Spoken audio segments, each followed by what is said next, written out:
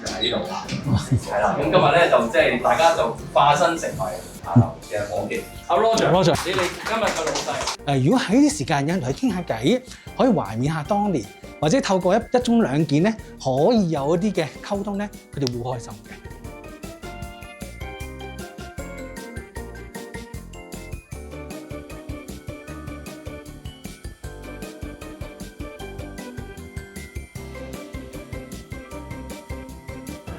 開工大家，大家，各位老友記，大家好啊！大家好啊！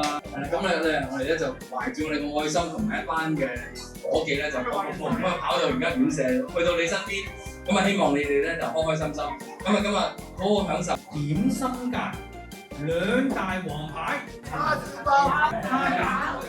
餃燒賣啱唔啱？係啱嘅。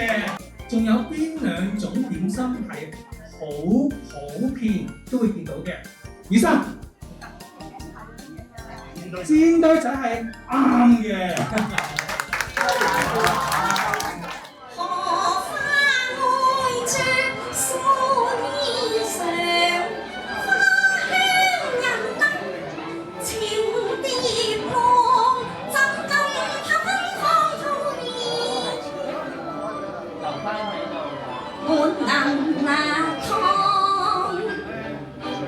真係要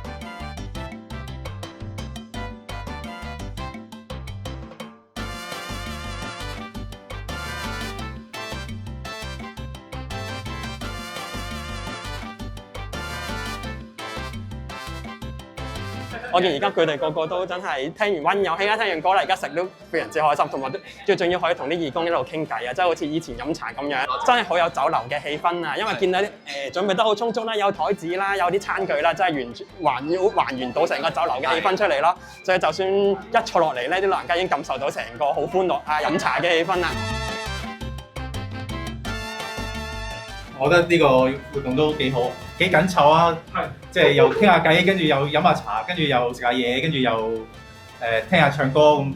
難得有個機會，真係認真有個時間可以同佢哋坐低傾偈咯。咁食嘢係傾偈最容易嘅打開話題合子嘅方法，所以就幾好係。